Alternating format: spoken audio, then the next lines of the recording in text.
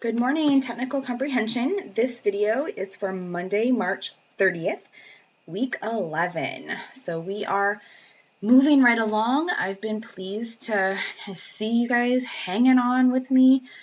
Please, as always, feel free to reach out, send me an email, text me, message me, whatever you need to do. If you're having questions or you just need extra assistance, whatever it might be. So I hope that you are still doing well, whether you're working from home or you are still maybe on the front lines, if you're an essential worker, just whatever the case is. Hope you're taking care of yourself and your family. All right, so real quick recap from last week. We're going into Blackboard here in course content. As a reminder, in Chapter 7, your Chapter 7 text sheet was due last Friday. So last Friday, your Chapter 7 text sheet was due. I know I've got several of them in already. They were due on the 27th. Still turn them in, please. I know with some of you working from home, taking care of family members, or maybe you're working more outside the home. I know we all have different unique situations going on right now. So I set these deadlines, for a couple of reasons. First, to see that you were with me, to see that you were kind of logging in, that you're staying up to date with everything. Second, so that I'm not grading, Chapter 7 stuff while we're in Chapter 10. It's just not, that's a lot when I'm teaching all these online classes now. And then just making sure that you are with the content, you are with us, and making sure you're understanding and practicing the content as we go. So the Chapter 7 text sheet, as a reminder, was in Chapter 7 folder. Here's the file right here, and this is also where you submit it. So it's in both places, same place.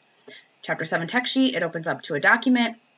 To submit it, you click on it and browse your computer and attach it. Some of you have been able to open it up and put it in Google Docs, and you're sending it that way. Some of you have access to a printer, and you're printing it off and writing. Again, I am not picky. However you can get it to me. That's the main thing. Just get it to me. And then by today, due today, Monday, March 30th, is your Chapter 7 vocabulary quiz. Here it is right here. So same deal. The quiz is right there. When you click on it, it'll open up. I'm in Chrome, so it opens up in the very bottom left hand. There's the quiz. And then when I'm ready and I've saved it, the Dropbox is right in that same general area. And I browse my computer and I attach it. The other thing that was due today was your thesis homework. So in the Chapter 7, there was this thesis homework link. Remember, you click on the link and it'll take you to hey, you're leaving Blackboard. Are you sure? Yes. So you click on it again. And then there was this shorter article. Here we go. So here's the article that you were reading, and it said it's kind of broken up by pictures, so it doesn't make it quite as long, but your goal is to come up with a thesis statement. Now, I know it's in sections. I do not need a main idea for every section. Remember, main idea is per paragraph. I am looking for thesis. What ties all of these paragraphs together? There is a common topic. There is one word or phrase that ties all of these paragraphs together. And then in general, what are you learning about that topic? It is one sentence. So you are emailing that to me. You can text it to me. You can put it in Blackboard, wherever you want to put that, so that I know that you're kind of practicing the concepts and I can give you some feedback on that. So that is a recap of what is being due today. So today you are submitting your Chapter 7 vocabulary quiz and your thesis. And then if you have not already, you are also giving me your Chapter 7 text sheet. So that will wrap up Chapter 7. So which means today's video and then Wednesday's video as well will continue. We're going to be in Chapter 8. So I'm going to go into Chapter 8. Chapter 8 is on patterns of organization. So brand new concept today. But the good news is this is not a very difficult chapter. There's a lot of details in it for sure, but it's not very difficult. So I will go through the PowerPoint. I'm going to show you some strategies, some kind of ways to organize the information. We are going to start our text sheet and get our vocabulary. So a lot going on in today's video, so I apologize in advance. It might be a little lengthy. All right, so Chapter 8. I'm going to pull up my PowerPoint first. Patterns of organization. Sometimes you'll hear these referred to as patterns of thought, structures, rhetorical patterns. They're essentially just the way an author organizes their writing. So maybe they have some comparing and contrasting to do. Maybe they want to organize by definition. Our brains like patterns. We like number patterns. Like if we can pick out a pattern in numbers, it's easier for us to remember.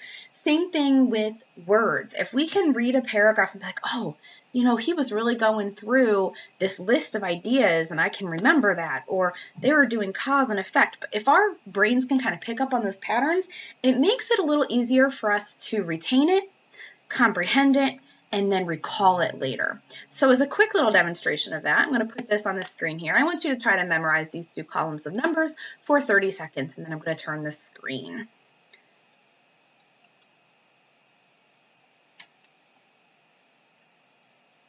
Keep looking. I'm not going to have you write them down yet.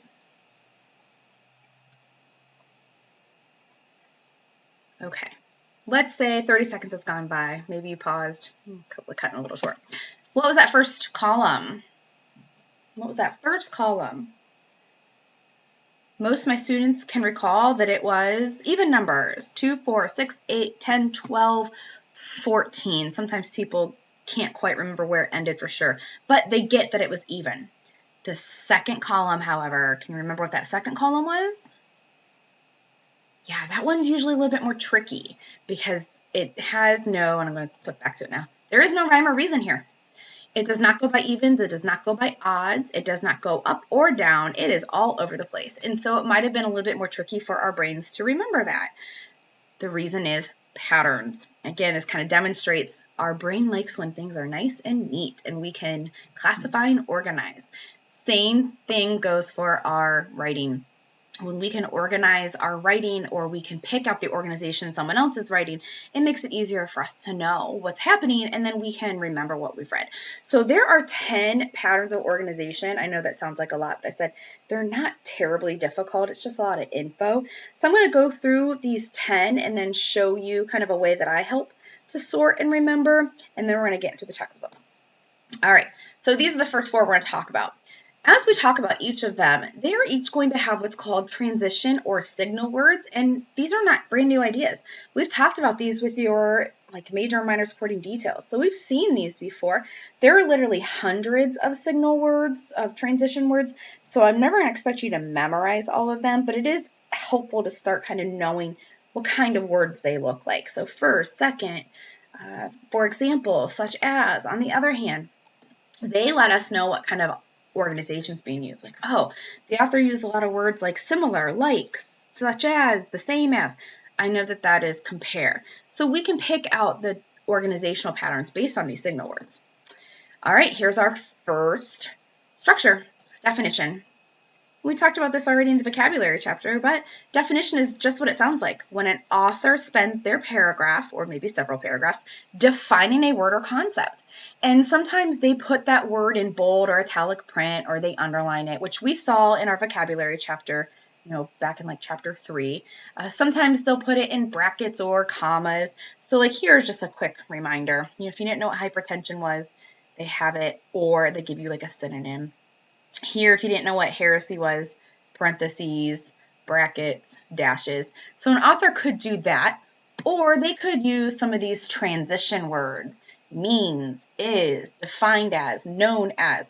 That lets you know that, hey, the author is spending their time organizing this paragraph by defining this concept, telling me more about this concept. That's the first pattern, definition.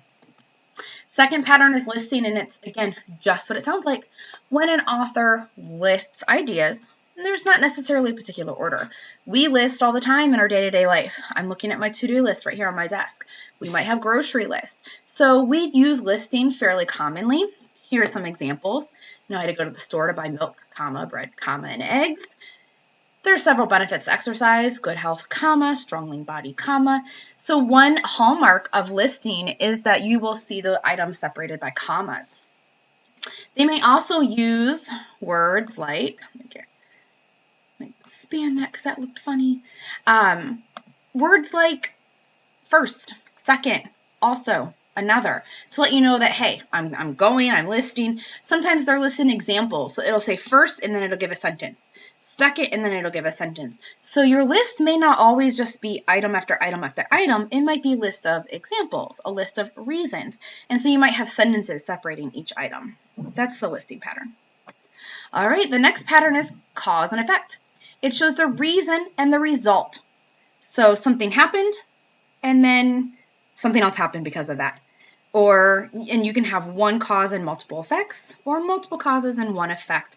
But it's showing the relationship between ideas, between actions. Due to her poor physical condition, Maria wasn't able to climb the stairs. As a result of the poor economy, the ABC Box Company's profits decreased. Not getting enough sleep can have several negative effects. So those are all showing cause and effect. Authors may use words like because, sense, an explanation, or effect, therefore. So all of that indicates cause-effect relationships. All right, next structure, compare and contrast. Maybe I'm going to pull up this. This might look familiar. If you've ever done like a Venn diagram before,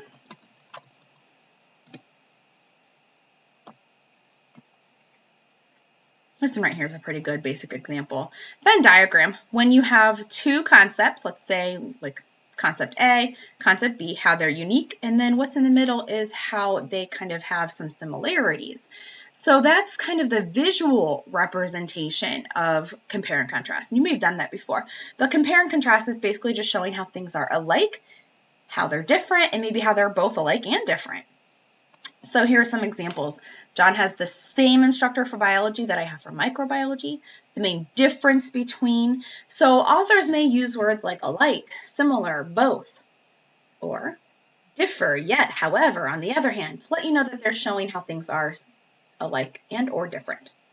So I'm going to pause there because we've now gone over 4 patterns of organization, definition, the meaning of a word, listing is just listing items, cause and effect, the reasons and results, and then compare, contrast how things are alike and different. We do have 6 more to go through, so I understand if you need to take a pause, take a breather in between these. All right, we have 3 orders. First one is time order, and it probably kind of sounds like what it sounds like. Answers the question when. When did something happen? Before you remove the cap, make sure the engine is cool. I received a letter from the IRS after I filed my taxes. The ABC Box Company has been in business since 1898. So time order are going to say things like first, second, next, later, after. They may also use words like September, October, March, 15, 19, 2003. So anything that's going to indicate time. Your social studies classes in high school and college classes, your history classes, these are organized in time order, showing you how something has progressed over time, when it occurred. Process order shows how something is done. I like to think of process as like a guide or a manual or following directions. So kind of like your science classes, they show the process of a lot of things, the process to go through to do an experiment, a life cycle process. And they're going to use a lot of the same transitions as the time order. So they're going to use first, second, later, soon, all of those same things. So that's why you have to ask yourself, is this showing me when or is it showing me how? And here are some examples. To replace the ink cartridge, you must first remove the old one, so it's showing you how to replace the ink cartridge. After you've sanded the vehicle, next remove the old paint with the solvent. This one's showing you how to paint a vehicle. So it's answering that question, how. All right, and then spatial order. This is not like outer space. Students get very confused about that. This is where something is located in your physical space around you. The registration office is located next to the business office. You will find a flotation device under your seat. The fibers of the cell are parallel to each other. So they're answering the question, where? And here are some more examples. Over, under, north, south, left, right, next to. That is spatial order. Okay, classification. This is when you have a fairly large topic and you break it down to make it a little bit more manageable. Something I like to use as an example of is the government. It's a really large concept. Now, oftentimes, if you're studying the government, you might break it down into Federal, state, local. Maybe that's one way. Republicans, Democrats. That's another way. Executive, legislative, judicial. So we're breaking it down into different categories so that we can look at the whole concept a little bit easier. Here are some other examples. There are several types of volcanoes that fit into 4 main categories. Different kinds of transitions. Blood types are classified into 4 groups. So authors may use things like types, categories, branches, kinds to let you know they're classifying. All right, stick with me. We're almost done. Examples. This is just what it sounds like. An author is trying to illustrate a concept, which is why you might sometimes hear it as the illustration pattern. Several logos have become so popular they identified the brand without words. What do you mean? For instance, the golden arches of McDonald's or the Apple of Apple computers. So when you just need like a little bit more info or an example. Amphibians such as turtles, snakes, or frogs. So some words authors might use for examples are such as, to illustrate, for example, for instance. Okay, last one, addition. And it's just what it sounds like when the author wants to add on more information. I like to major in art. In addition, I want to minor in digital media. My brother is an architect. He's also a president. Jose is the best student on campus, furthermore. So if an author says things like in addition, also, furthermore, moreover, they are adding on to the information that they have there. Okay, so that is the concept involved with Chapter 8. And as I said, I know it's a lot of information. It's not necessarily difficult. It's just a lot of details. So what I've done in your Chapter 8 folder is I've put a graphic organizer in here. Here it is. Now, excuse me, if we were in class, I would typically have you make your own. Whatever works for you, because sometimes putting it in a way that's a little bit more visual is helpful. So I've had students, put this information into tables. I've had students do a bubble map, which is kind of what I have in front of you here. I've had students like trace their fingers, and each finger stood for each one of the structures. The point is like trying to start to situate the different structures with their meaning and their signal words. So you can see I have all 10 structures. I combined the order ones over here, time, process, spatial. In black is the name of the structure. In blue is what that structure means. And then red are example signal words. Now again, there are literally hundreds of these signal words, so I didn't put them all in there. But those are just some examples of how you would know an author is using, classification or cause and effect. So that is in Blackboard if you wanted to take a look, or if you even wanted to create one of your own, just to kind of help start getting, your text structures in together, making sure that you understand how those work. Okay, now we're going to go ahead and get into our textbook. I apologize, I didn't sign in already, so let me go ahead and sign in. Hopefully everyone is doing okay still with getting into their textbook. Although I know since I pull it up on my screen, sometimes that's easier, except for when it comes time to read the selections. Okay, so we are going to be, as I mentioned, in Chapter 8, and if I recall, I don't think anyone fits into this particular category. The reading selections have to do with sports and fitness. So again, I don't think that's anyone's specific major, but I'm going to venture a guess to say that we've all either played sports or watched sports, or worked out, or something along those lines. So the little intro there is about sports and fitness, if you want to take a look at that. You pause it and read the intro real quickly. The next several pages, I'm going to say pages 314 through 321, really, as I'm flipping through here in my hard copy. They are just page after page, kind of going through essentially everything that my PowerPoint just went through. So if you wanted to take a look at those, you certainly can. It's going to tell you more about what each pattern means. Like, here's the definition pattern. It's going to give you some transitions that go along with it.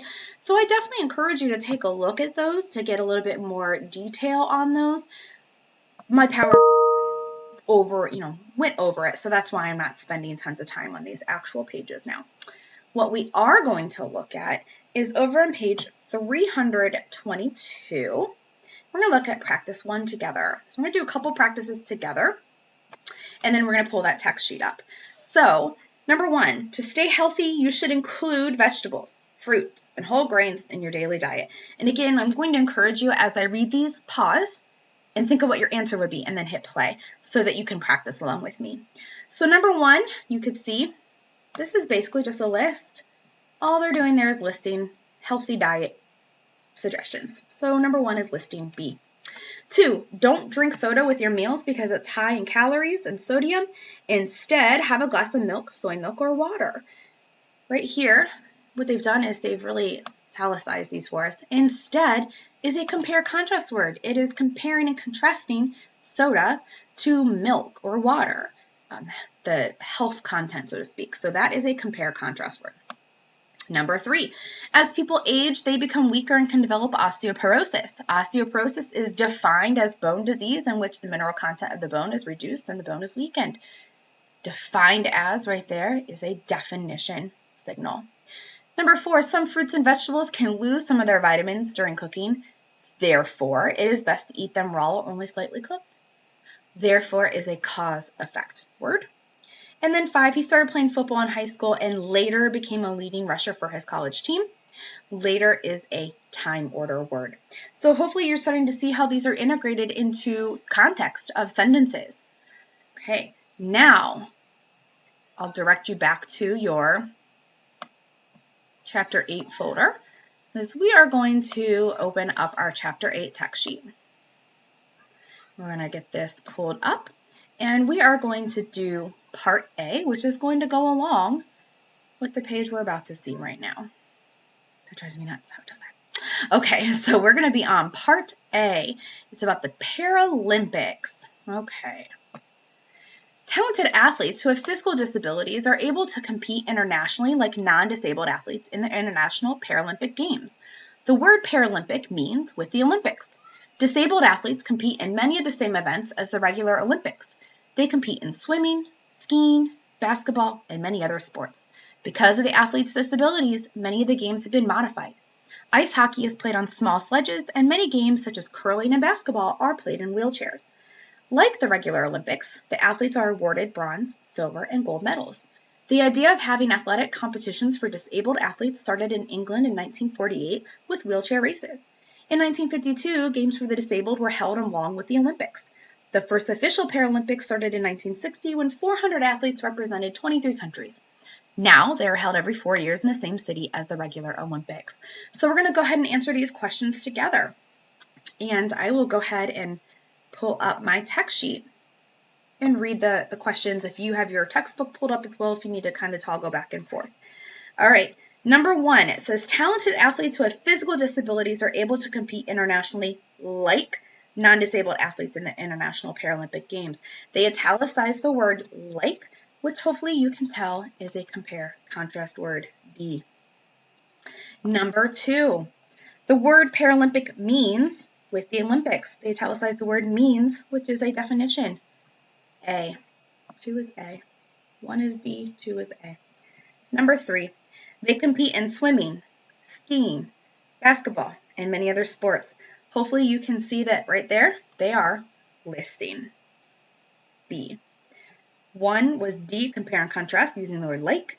2 was definition, A, using the word means. 3 was listing, kind of using a list of items. All right, number 4. Like the regular Olympics, the athletes are awarded bronze, silver, and gold medals. Now, there's a combination of 2 things in here. There is comparison, contrast, and listing. But because, I'll go back to the question here, they emphasize the word like, that's what we're focusing on right now. Even though there is a list right here, we're looking at the word like. So that is a compare-contrast word. So that's going to be our answer, D, compare-contrast. And then number 5, because of the athlete's disabilities, many of the games have been modified. Because is C, a cause and effect word. So there is our Part A practice over the different kinds of structures. I'm going to encourage you to go ahead and turn to page 324. And I'm going to have you go ahead and pause the video and just read that. Go ahead and read the wind sprints article, or little selection there. And then we're going to go over the answers. So go ahead and pause and read. Okay, Hopefully you're back now. You've taken a couple of minutes to read those 2 little paragraphs, and we're going to answer the questions together that help practice both topic sentences as well as the different structures. So question 1 wants to know what the topic sentence of this selection is. Hopefully you could identify that the topic is wind sprints. I mean, it's the title of the article, but also that's what they focus on. And it is simply just that first sentence of our paragraph. So our option there is A. There's nowhere for you to write this. We're just practicing. All right, what is the meaning of the word enzyme as it is used in the second sentence? They kind of tell you right there in parentheses. You use your context clues there, parentheses. Substances that is produced by the body. C. Number 3, the relationship between this sentence. Wind sprints are short bursts of high-intensity exercise that increase your fitness level. Hopefully you're able to tell that this is a definition. They are defining wind sprints. They are giving wind sprints the definition. Okay, question 4 is on the next page, but I'm going to just read it so you can hear it in case you don't want to flip back and forth. During the lower intensity phase, your body builds fat-burning enzymes, and then, in parentheses, substances your body makes. These enzymes help you handle the stress of the high-intensity sprint. Hopefully you know, because they use the context clue of parentheses, that they are also defining, using definition in there. And then number 5, it is not necessary to go extremely fast when you run, but just fast enough to feel winded. So that sentence there is relying on the word but, which is compare and contrast. So hopefully, again, that's a little bit more practice for you using some of these in context. All right, we're going to keep moving on. I'm going to have you go to page 329. We're going to do one more together, and I'm going to have you do one more on your own. This one is just kind of saying, hey, you know what? As we've already seen, sometimes authors can rely on just one structure. Sometimes they may rely on a couple different structures. So, number 1 here, practice number 4. The paragraph reads, it is always tempting to begin a game or an exercise and skip over the warm-up, such as stretching. But warm-ups are an important part of training and exercise with several advantageous effects. Hopefully you're picking out some cheat words there. First, after doing a warm-up routine, muscles that are warmed will perform better and increase strength and speed. Second, a warm-up will raise the body's temperature and improve the flexibility of the muscles, reducing the risk of injury. Third, the blood vessels will grow larger, increasing blood flow and reducing the stress on the heart. Also, your body will increase its production of hormones for energy, which will increase your endurance. Finally, a good warm-up will help you to focus mentally in the exercise of the game. Hopefully, as I read, you were seeing some key signal words sticking out that can help you organize this paragraph. What is the main idea of this paragraph? I kind of emphasized it as I ran it.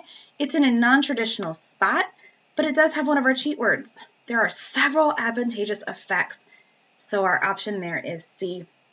What sentences give the major details? Well, if you were following along and you paid attention, you heard those signal words, first, second, third, also, finally. Those tell you where our major details are. So that kind of answers that question for us. 3, 4, 5, 6, and 7, which also answers question 3. First, second, third, also finally. That's where those signal words, those transition words become so helpful so that you know kind of where the details and the relationships between those details are. How are they organized? Well, they're giving us the benefits. That's what our main idea said, right? We're finding the advantageous effects, the benefits, so they are explaining the beneficial effects, D. And the overall pattern of organization then is listing, because it literally just listed the benefits, first, second, third, and so on. So that's another example of how this will look in context. So if you want, we're not going to do these together, but you can certainly do practices 5 and 6 on your own if you just want a little bit extra practice and kind of see how you're doing. You can do those, and always feel free to send those to me if you wish. All right, we are now going to, I know I told you guys this is going to be a longer one, so I totally understand if you have to pause and come back to it. We are going to go ahead and get our vocabulary from Chapter 8, because I am going to assign the Chapter 8 vocabulary quiz today. So we're going to get our vocabulary, and we're going to do parts B and C of the text sheet as well. So let's go back to our text, and we're going to start retrieving the vocabulary over on page 334.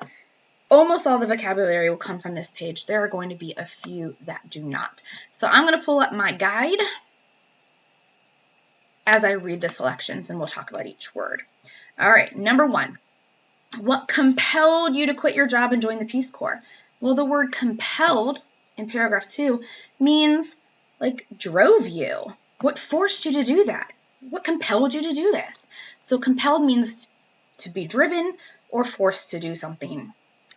Number 2, many medicines that were made from plants are now made in synthetic forms using chemistry and laboratories. Synthetic in paragraph 3 means this is man-made. It is not natural. It's not grown in the ground like scientists or someone created this in a lab. You're not just going to find it walking around outside. So synthetic means kind of fake, artificial, man-made. All right. Number 3 isn't in there. Number 4, the doctor recommended that Jared take supplemental vitamins to increase his resistance to illness. Supplemental in paragraph 10 just simply means additional, extra. It's added on. It's something that you need to add on to.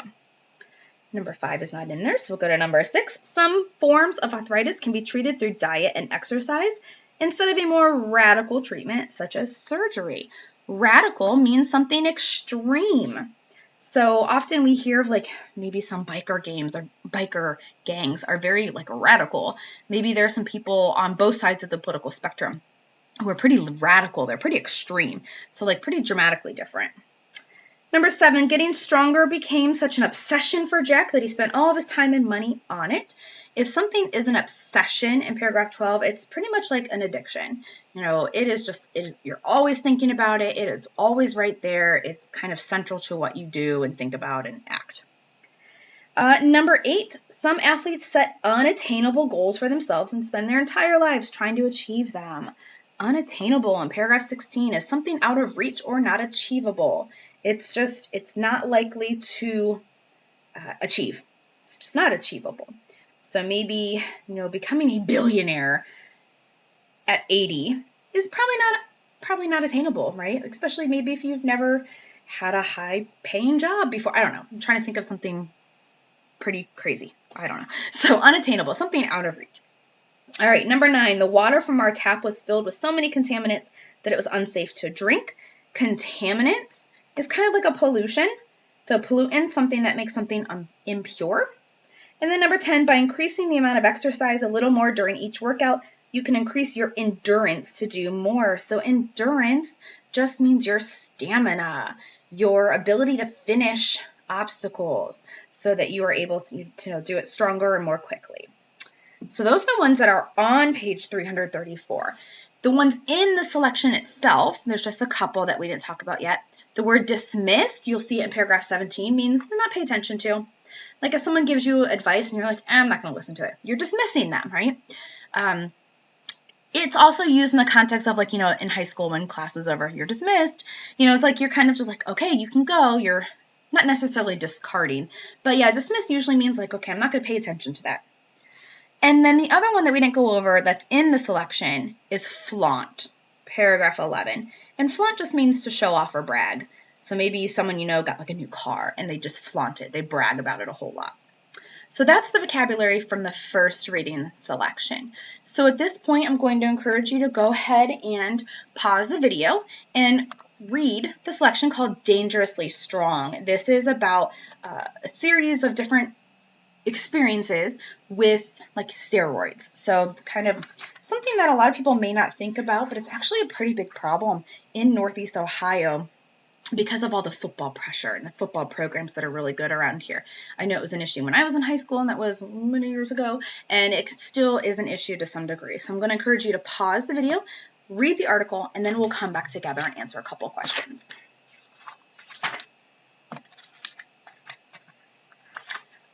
Okay, hopefully you have now read the article, and we are going to answer some questions together, and I'll let you know when it's time to pull out your text sheet, because we are going to answer question number 6. So we're going to look at a couple questions before we get there.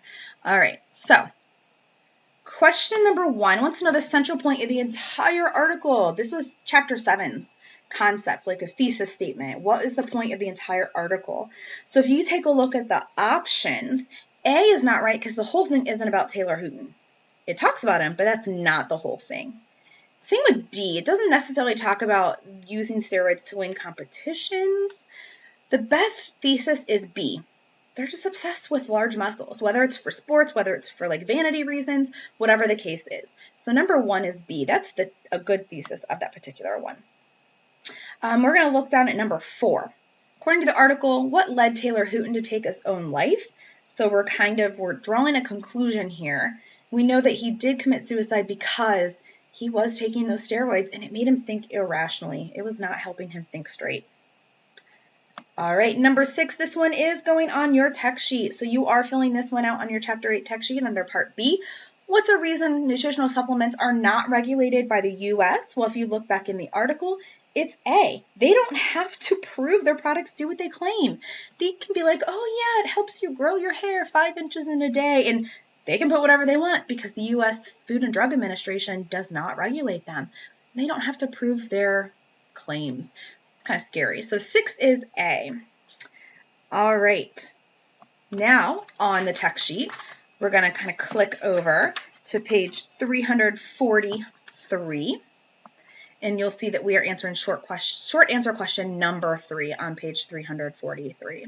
Number 3 says, what are some signs that someone may be using drugs or supplements to increase muscle mass?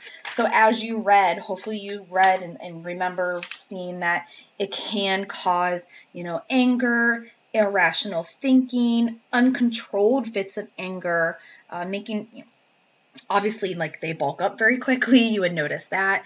So kind of jot down some of those signs that it's obvious if someone is using those steroids to increase their muscle mass. So that is Part B. The vocabulary we've done, you read it, we've answered the questions. Okay, Part C, I promise we're winding up now, starting to wind up. Part C, we are going to look at our article and our vocabulary for the next one. I really like this reading. This is one of my favorite readings. I happened to watch the movie for the first time a year ago. True Grit, Bethany Hamilton's story about the girl who lost her arm in a shark attack, and she was a professional surfer and she continued to surf. Pretty powerful story. So if we look at the vocabulary, I'll scroll down. We're going to look at number 1 on page 345. Bethany recounts the day of her accident as we listen intently. So if we are recounting something, we are telling a story again. It does not literally mean counting like 1, 2, 3. That's not how they're using it here. To tell a story again is what recount means. Number 3, another RE one. The English instructor had to retrain her students on the correct way to cite a source for a paper. Retrain means to basically teach or train again. You've already taught them once. You have to do it again. Teach or retrain. Number 4, to increase your heart rate, you need to do some vigorous exercises. So if you're doing something vigorous, it requires a lot of energy, a lot of physical effort. So that's vigorous, is a lot of energetic, a lot of high energy. Number 6, Brad wanted Anika to hike up the mountain with him, but because of storm clouds on the horizon, she had some reservations.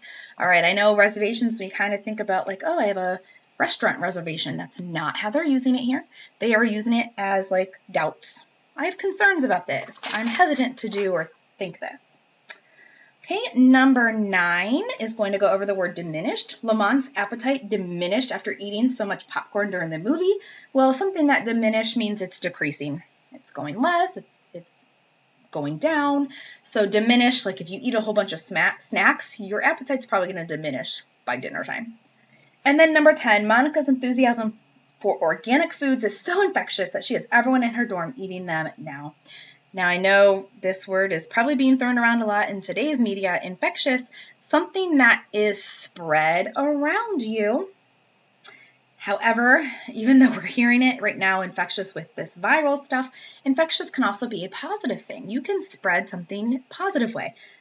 Think about when someone laughs. Sometimes someone's laughing can they're laughing, it makes you laugh. Joy, someone can be really happy and that can be infectious. So there are positive things that can be spread around you as well. All right, the ones we did not go over that we'll see in the actual selection are the word prone in paragraph 6 is mean to face down or forward. The word competitive is also in paragraph 6, means you want to win a contest. You're trying to go up against people to win a contest. The word amateur in paragraph 7 is just someone who is a beginner. They are not a professional. And the word collision in paragraph 5 is when two things smash together. Think of like a car crash. They'll often call it a collision. So those are the vocabulary words for chapter 8. We've gone over all those again in chapter 8. My completed study guide is right there for you to reference. All right, I'm going to encourage you to go ahead and pause the video, and you are going to read about Bethany Hamilton. It's a quick, fun reading. I think it's really inspiring. So there is the reading. Pause it, and then we're going to answer a few questions together.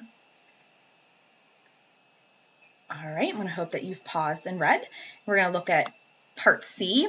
We are going to answer number 8, but I'm going to answer just like 1 or 2 questions before we get there. So the first one, apparently I highlighted the word shark at some point in here. What is the central point of the article? So if you think about all 10 paragraphs, what is the summary that really kind of fits the bill here? We know it's about Bethany Hamilton, right? So B is thrown out because it doesn't even mention her name. But if you look, A is just kind of a detail because it doesn't even mention that she was surfing. Neither does C. D is the nice summary there. She achieved her dream as a professional surfer despite losing her arm. So it pulls it all together. So number 1 is D. That's a pretty good summary of all 10 of those paragraphs. All right. Let's look at number 5. From the article, you can conclude that Bethany, which one of these? I would say the best kind of conclusion is that she uses her experiences to help others with disabilities. I mean, we know that it kind of states that in there that, this is kind of what she wants to do as well, inspire other people. Okay, if we look at number 6, this is the concept of the chapter. What is the relationship within the following sentence? 8 years ago, Bethany's dream of surfing greatness nearly came to an end after she was attacked by a 14-foot tiger shark that tore off her left arm. 8 years ago, after, those are letting you know that they are showing some things in time order. That is time order. Now, question 8 is going to go on our text sheet, and it's basically going to ask you, what's the overall pattern of the article? Hopefully you could tell the whole article is basically in time order B. It goes through like her young life experiences, the shark attack, what she did after the shark attack. So it is going in a very specific time order. So number 8 is B. Okay, on page 353, you are answering short answer question number 1. What role did Bethany's family play in helping her overcome her disability and achieve her dream? So I want you to take a few minutes and kind of reflect on what her family did, how they helped her, and that's what you're writing for part C, number 1. Okay.